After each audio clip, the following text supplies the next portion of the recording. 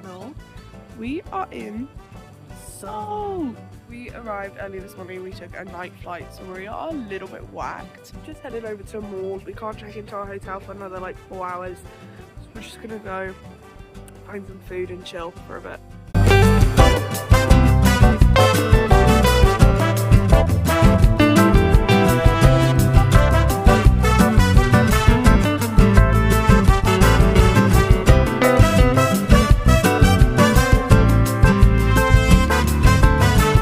Seoul, the capital of South Korea, is a huge metropolis where modern skyscrapers, high-tech subways, and pop culture meet Buddhist temples, palaces, and street markets.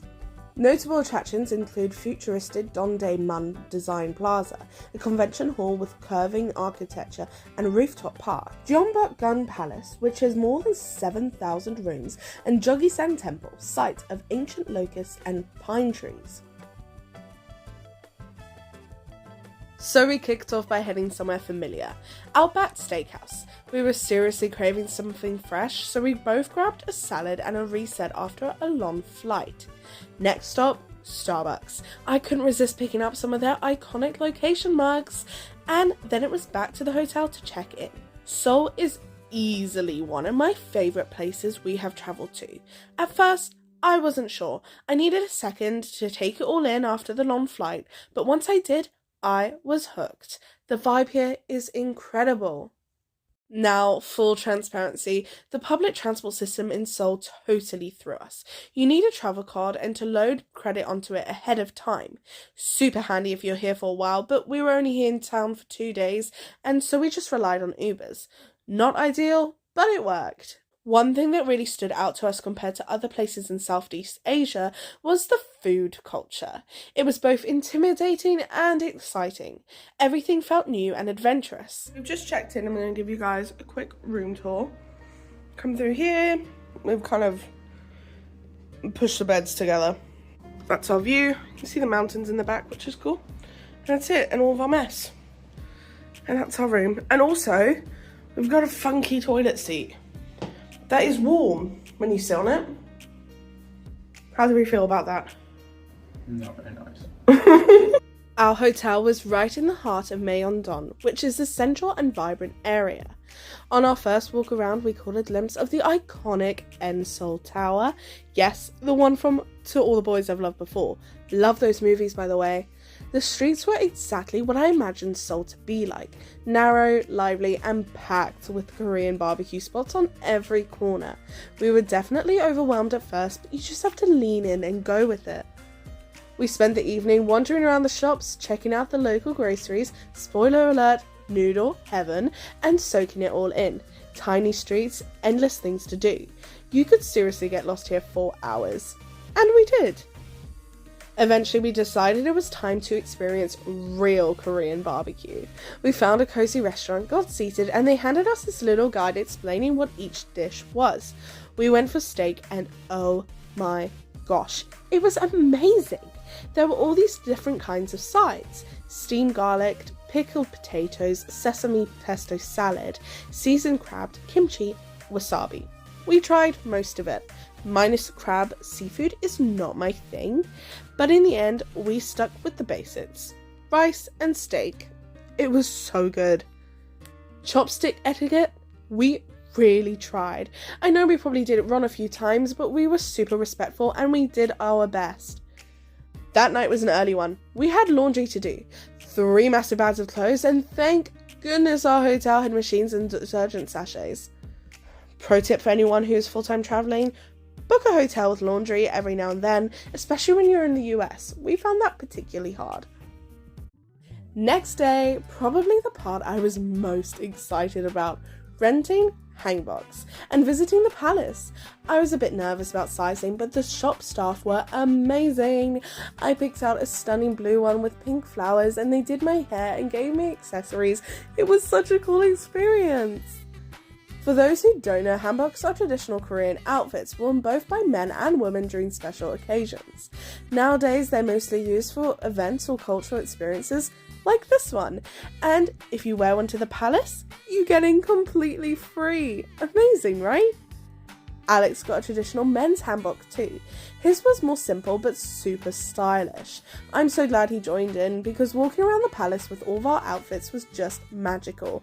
And don't worry, we weren't the only ones doing it. Everyone was dressed up and it really made you embrace the experience. Cherry blossoms were just starting to bloom. The palace grounds were so peaceful and full of history. It was honestly perfect. The palace, originally built in 1395, has such deep history. You can feel it as you walk around. Majestic, serene, and beautifully restored.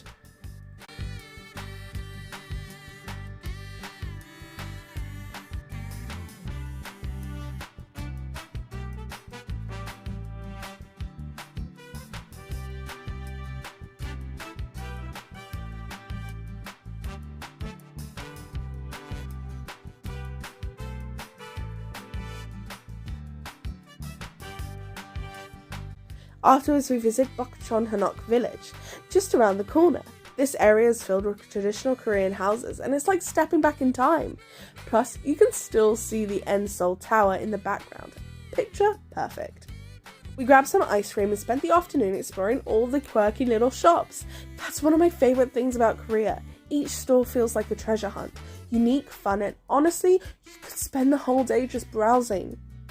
Now, we did take a bit of a detour trying to find food, but eventually we stumbled upon this little bagel shop and it hit the spot, followed with some fresh strawberries and a little more shopping.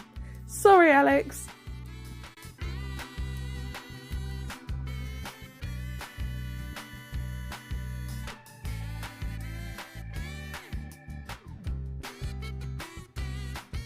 I'm about to try these strawberries. So, I don't know, but on TikTok, everyone talks about the strawberries here and in Japan. And look how big it is. It's big. Alex and I both love strawberries, so I'm very excited for this. So here we go. Cheers. Wow. Wow. Good strawberry. It was like £8 for a panette, but honestly, they're tasty. Later, we did something we saw trending on TikTok, designing our own New Balance t-shirts. The queue was so long, over 2 hours, but the results, so worth it. I'll add a clip here to show you how they turned out. We also got these cartoon caricatures done. I don't usually go for them, but these were so cute, and they only took 1 minute. That's how good they are. Plus, a lot of shops have these cute little photo booths too, which you can get bonus free photos. That night, we couldn't resist having another Korean barbecue, this time with pork and steak. It was a different vibe, different flavours, and just as tasty.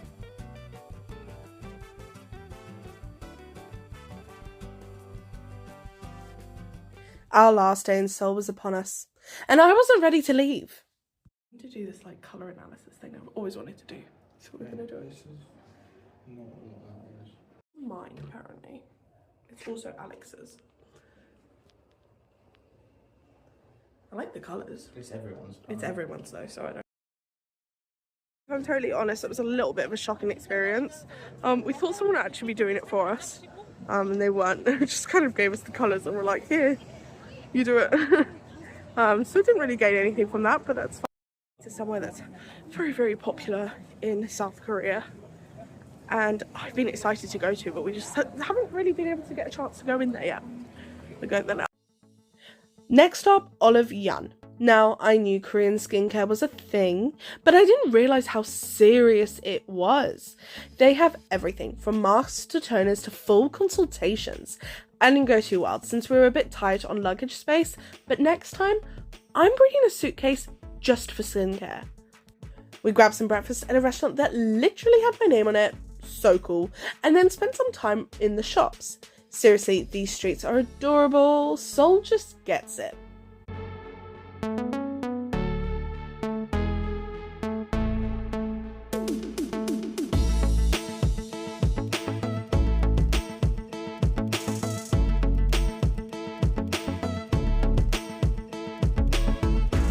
Even the escalators are cute. Tiny, narrow, and honestly kind of hilarious after the chaos of everywhere else. Sadly, it was time to head to the airport. The taxi ride was nearly 2 hours, and yes, we both passed out most of the way. But leaving the city, not easy. Seoul truly has a piece of my heart. On our way to our gate, we also spotted a little bit of a celebrity, at least we think so. Everyone was following them, asking for autographs and taking photos, and they were heading to LA, so I'll be forever wondering who that was. It is officially the end of our time in Seoul. We are quite literally boarding the plane, going to our next destination. If you think you know where we are headed, put your comments in the comment section below, and we will see you there.